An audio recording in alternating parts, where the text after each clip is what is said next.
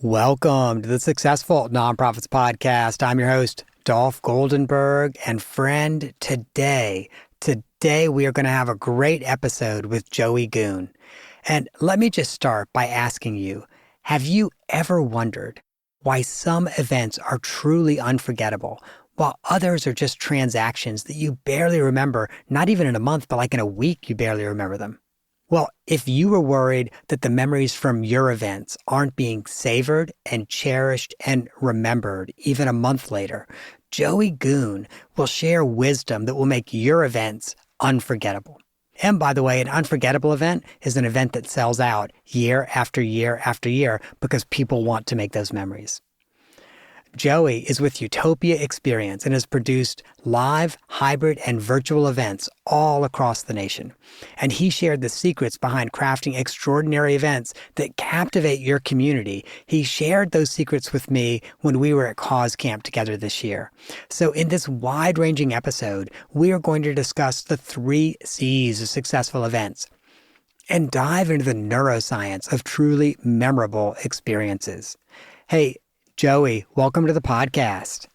Thank you, Dolph. It's really great to be here. I appreciate you having me. Now, I know the first time you said to me the 3 C's, I kind of felt bad because I had to stop and be like, okay, what are the 3 C's of an event? So if we could start there, because I feel pretty confident I have a friend or two that's listening right now that's wondering that as well. Yeah, I'm happy to unpack it. And before I do, I just have to throw out a disclaimer. I am not an academic neuroscientist by trade. So I throw that out there. This is all information that we've borrowed from our friends over at Exchange Approach. And they have some of the top neuroscientists, doctors, physicians, and scientists that are really making sense of this data. So for us, it's sort of anecdotal. We apply it to our events and it works. But for them, it's a lot more scientific. So I just wanted to preface that. The 3C model is really a way for us to sort of make sense of why people decide to attend events. And so I'll just dive right in is really like, and by the way, I think it's really important to distinguish the fact that what we believe is that people come for 2 reasons, but they come back for 1. So they come for the first 2 C's, but they come back for the 3rd C. So the first C, unpacking it for you, is that it's really all about content. People want to come to events to learn something new. Dolph, it's one of the reasons why we went to Cause Camp. We want to learn from other individuals that have knowledge that we find interesting, that we can apply in our lives. And so we want to be made better for that knowledge. And the same is true for all of your events as well. People want you to teach them something. But what we're learning is that information is kind of ubiquitous because we stopped watching live TV 20 years ago. We watch it on demand now, right? You can get on your remote and just click a button and you're on Netflix or Hulu or YouTube. And so when we stopped getting our information from encyclopedias 10, 15 years ago. Now we get it from TikTok. So people can get learning on demand anywhere. And so the way people are learning is changing and evolving. And so we have to be changing and evolving in the way that we're delivering information at our events. So that's the first C, is content. Joey, I feel pretty confident that we've got a development director or executive director who's listening, and they're saying to themselves, well, our event is just like an annual gala or an annual golf tournament. And people come because they know us and they care about us or because they want to play golf. What would you say to them in terms of why content is important for their event?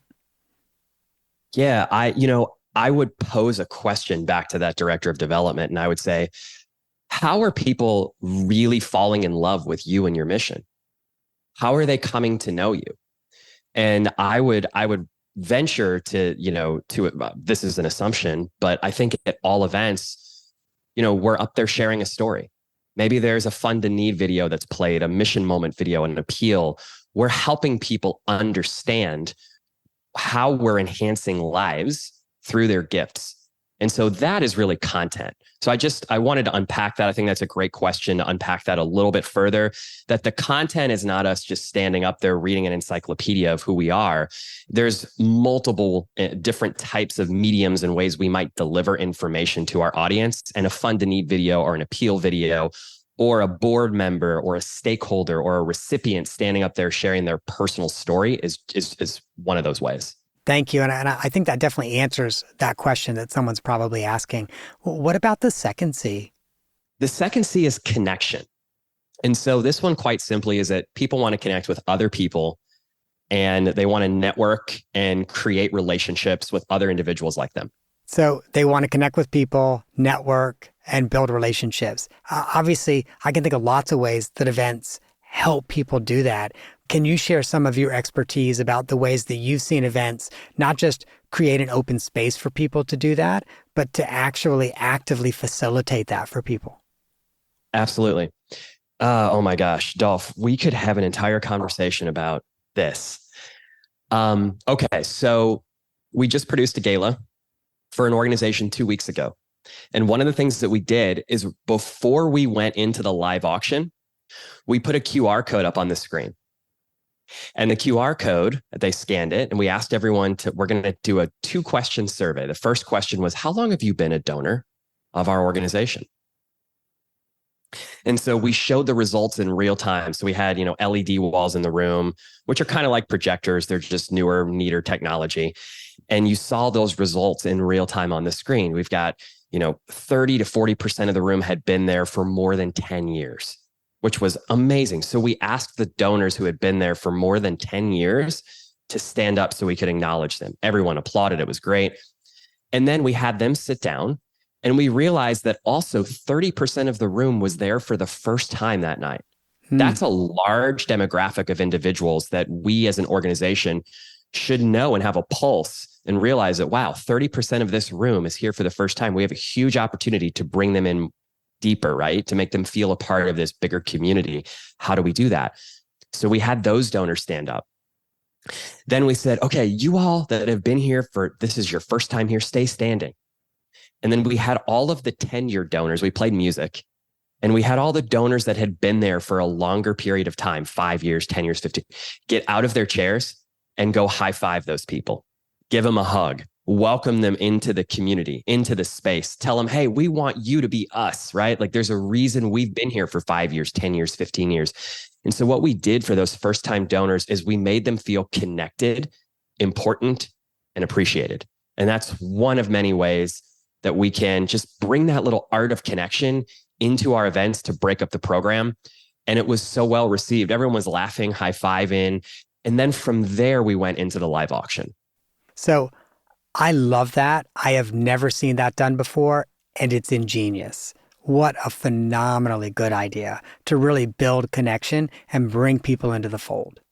For us, this is not, groundbreaking or earth-shattering. It's just we're trying to really understand how to change physiology, right? Because I went to a gala by myself last weekend. My wife and I have a 10-month-old. And so it becomes a lot more difficult for us to find a babysitter and do this whole thing.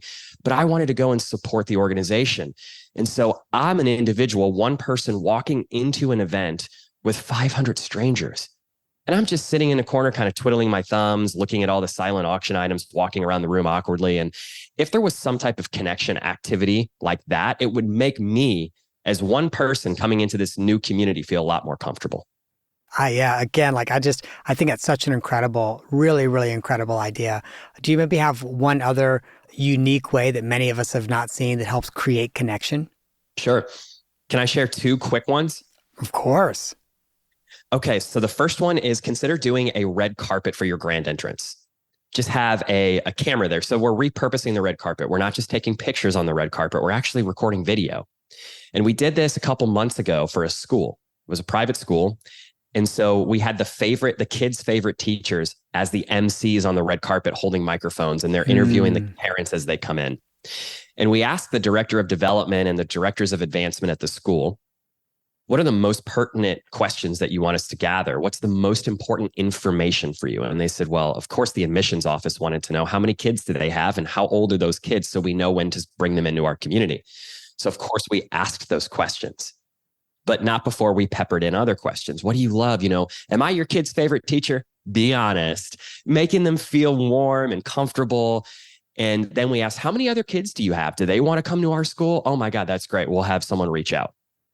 And so then we took all this recorded video footage of 350 interviews on the red carpet and turned it over to the admissions and the advancement and the development team. And now they not only do they have information that they can start to have intentional follow-up strategies with those individuals based on what they shared on the red carpet, but they have sound bites to market on their social media channel. They can pull those sound bites out and they're like, oh my God, this is what Dolph loves about our school. And it's a 20-second sound bite of Dolph, what you may have shared on that red carpet. If I say we don't have time for one more, I know I'm going to get hate emails from people. So we absolutely have time for one more. But before we go to that one more, I just want to reflect what a really great way to prime your attendees to give that night and to get them to give in the future too. Phenomenally good idea. Let's go to the additional one.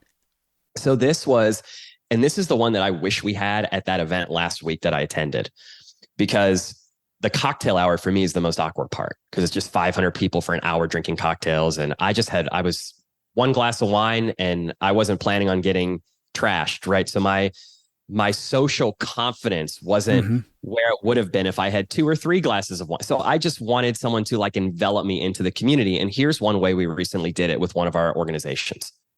So if you're familiar with the Van Gogh Art Museum, it's basically like this cool, interactive, video guided tour of all of Van Gogh's work.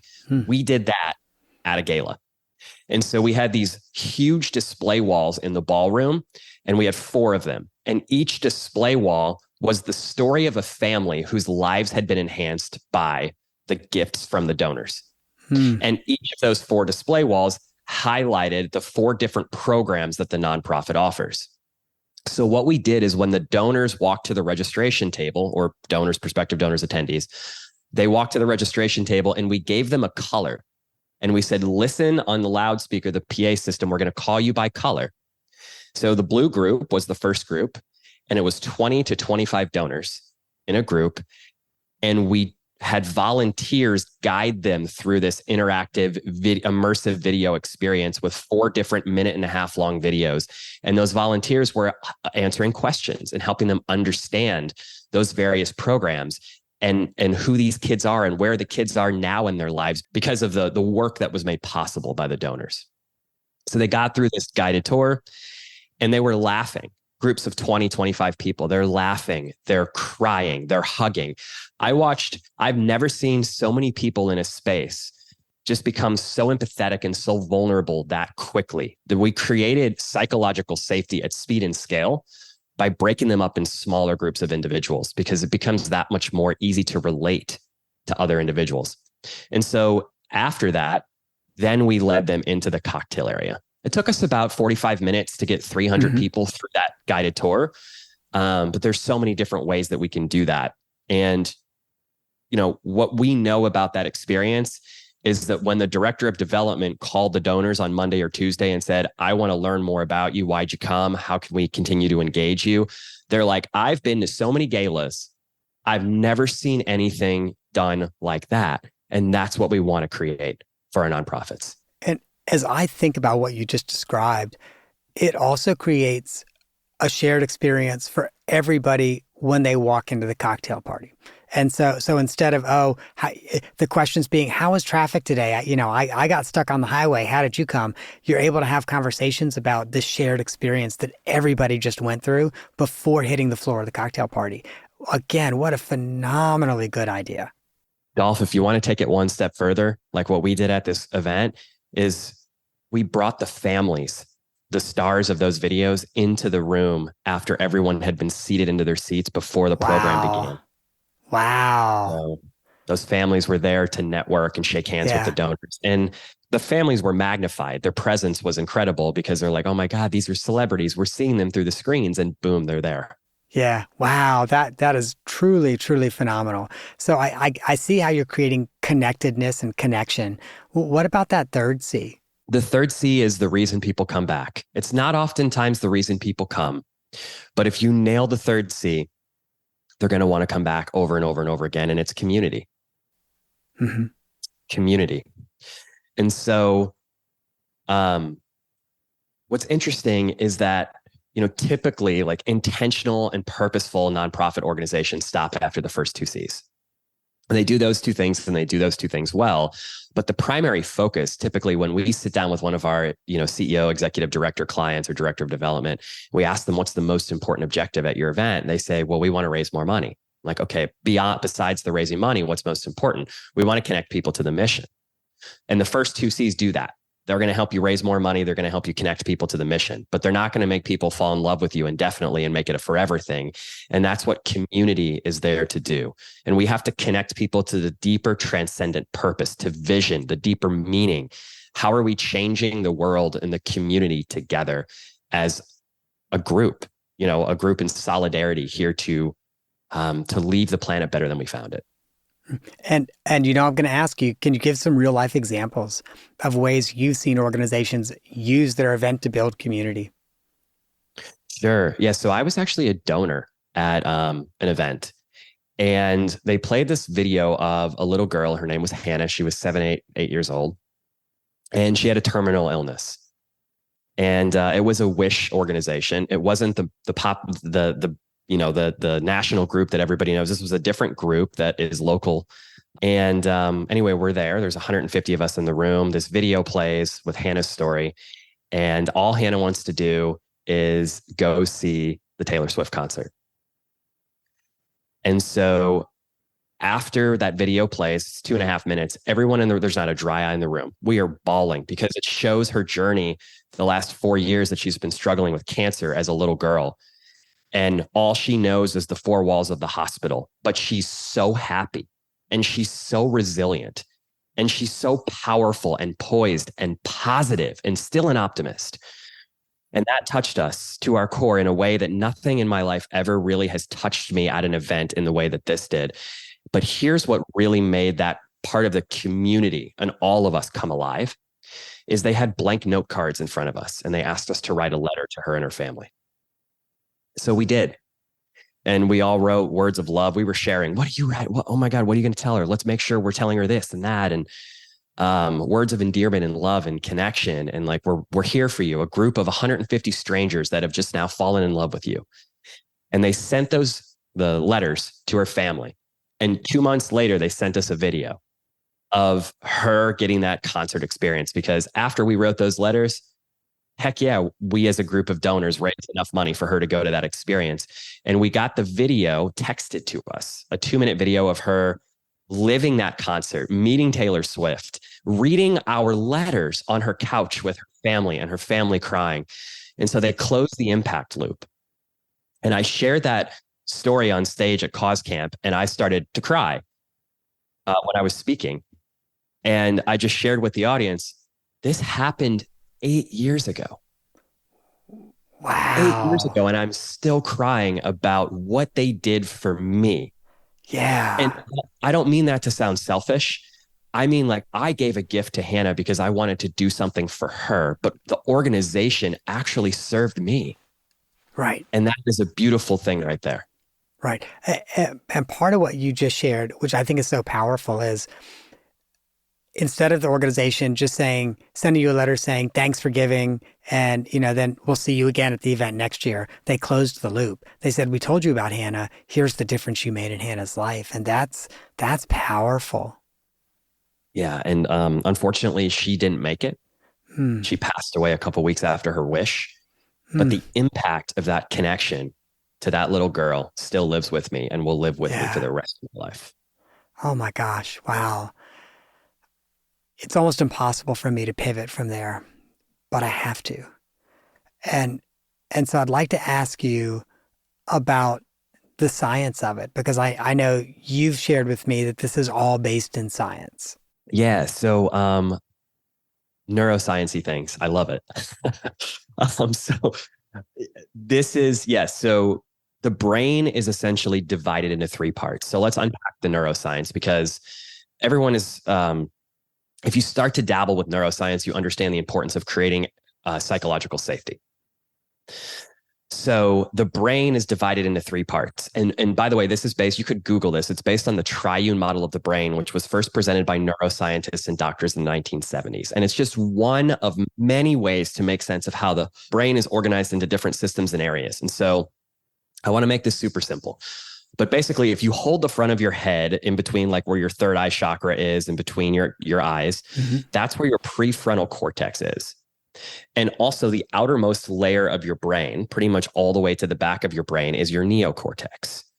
And so this area of the brain is the part of the brain that's online when we get into what some would call a flow state.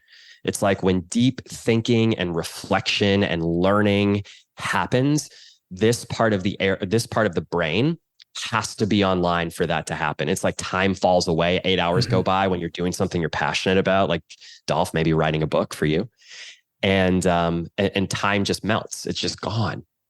So that part of the brain is online when that happens. Then there's the middle part of our brain. And you can argue that this is the area where the concept of love and belonging and emotions kind of live. And then there's the back part of our brain, which is the lizard brain or the amygdala or the monkey brain. And that's the area that is activated when we walk into an event with 500 strangers, no different than me last week walking into an event by myself. And so that part of the brain, and Dolph, same can be said for us. We're on this podcast on this stage and we're thinking, hey, is what we're sharing right now, is this landing with an audience? Are we connecting with them? Are we sharing tips and tricks that they're finding valuable? That part of the brain is concerned with safety and security and making sure that we matter. And so, we're asking when we walk into an event, do I belong?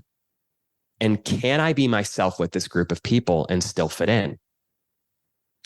And so one of the things that we've learned about psychological safety is that if we don't understand how important it is, our event communities will never do what they need to do. Why is that? I believe it's because we thrive in community. And I hate to beat a dead horse because I know we've been talking about this for the last 3.5 years, but think about what happened during COVID. There was chaos and pandemonium and fear. And you could say that that's a cyclical thing that happened. Well, I mean, you look at the world right now, if you look at, history, those cycles continue to repeat themselves. But there's chaos, there's isolation, there's fear. And when we get in community, we feel connected. We feel connected to source. We feel connected to people around us. We want to cling to our neighbors and our friends because that matters to us. Think about how the planet would feel if it was just you, right? Like if you woke up one day and everybody else was gone, what would you do? Where would you go? It's a pretty stark reality, but if you can imagine that, think about, wow, I'm going to go and like hug my best friend today. I'm going to go and make up with that person that I had a tiff with, a silly argument, like call that person, have that conversation, invite those individuals over for dinner, make time for people. And that's where we thrive as human beings. It's been a part of our primal nature for thousands and thousands of years living as tribes. And that hasn't changed today. We thrive in community. But, if we go back to, when we're primal and how we've evolved over time, if a neighboring tribe came and tried to take over our land or to take our supplies, we would see that as a threat. And that's the same when we walk into a new community of 500 people, where our amygdala is firing, thinking who of these individuals might potentially pose a threat to me. And if we can help everyone just sort of relate to each other and bring that, that barrier of defensiveness down in the brain, realize, oh my God, they have a family. They have kids that are the same age as we start to relate to each other in really meaningful ways. And we stop thinking that people are a threat. And we're starting to realize that, wow, these individuals care just like I do. They want to make this nonprofit, or they want to be a part of this event or this community. They want to make this nonprofit better, just the same as I. So it really all boils down to that connection and that community and creating content that builds that connection and that community. That's phenomenal. Joey, on the podcast, we always want to build connection and community as well. Obviously, we want to provide great content, but for us, the content is the forum for us to build connection and community, both with our friends who listen and also with our guests. And for the first 300 and something episodes, we did that in part through something we called the off the map question, Well, after 300 plus episodes, I'm tired of the off the map questions. So we're transitioning to something new called Two Truths and a Lie. You've played this game before. Tell me Yes. two truths and a lie, and I'm going to try to guess which one's the lie. Ooh. Okay. I once ate broccoli for all three of my meals in a day. Two, I hiked the entire Grand Canyon, 20 miles. And three, I have written and published a book. Okay. I think you have hiked the Grand Canyon. I think you have written and published a book. So I'm going to say broccoli. The broccoli is true. No way. Really? Yeah. Okay. So I'm curious. Is that all you had for all three meals, or I was on a cleanse, so I did just green juice and okay? broccoli for Wow. it was 3 days in a row. Wow. Okay. So then, which of the other two is not true? It is my aspiration is to write and publish a book, but I have Got not it. done that yet. Got it. Okay. Okay. Because yeah, like I felt pretty confident. It's why the very first thing I said, like, oh yeah, no, you hiked Grand Canyon. Like you and I have met each other in person. We spent some time chatting. You sent me a video where we talked about some stuff, and so I'm like, oh yeah, yeah. I think I'm pretty sure you hiked the Grand Canyon. Okay. So over time, I'm gonna get better at this. So far, I'm 0-2, but over time, I'm gonna get better at this and hopefully start to guess people's lies. Joey, thank you so much. I'm incredibly grateful that you came on to share those three C's: content, connection, and community, and really how our organizations can help really use content and connecting and community to have incredible events. And friend, if you were interested in reaching out to Joey and seeing what his company could do to help you all have content, connection, and community at your next event, then you should go to utopiaexperience.com. At that website, you can learn about everything the company does, and you can find some ways that maybe you can fit them into a future event so that you can do more, connect more, and frankly, raise more. You also, by the way, they sent us an incredible slide deck on Utopia's services, but the URL on it's really long. So instead of reading you a URL that will cause everyone to drop off this podcast, we're going to link to it in our show notes. And additionally, if you just want some advice, I have to share with you that Joey's made an incredibly generous offer to offer a free discovery call with his team to discuss your next gala, your next conference, or your organization's video story. And so in our show notes at successfulnonprofits.com, we are also going to link to his Calendly for scheduling that. Joey, thank you again for being on the podcast and sharing this with our friends. Thank you, Dolph. I greatly appreciate you having me today. And friends, in the world of event planning, I think part of my takeaway from today is that the magic really lies in the experience that we create. And what we have to be focused on are those three C's: content, connection, and community. If you had some good takeaways from today's episode, there are two other episodes you should consider listening to. The first is Content Marketing Gold with Rick Smith, and that's episode 241. And the second is episode 312, Turn Your Next Gala into a Gold Mine with AJ Steinberg. That, my friends, is our episode for the week. I hope that you have gained some insight to help you and your nonprofit thrive.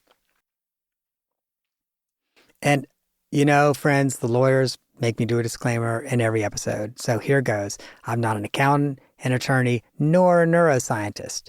So neither I nor the consulting practice provide accounting, legal, or neuroscience advice. Please, if that is what you need, find a licensed, qualified person and get the counsel that you need.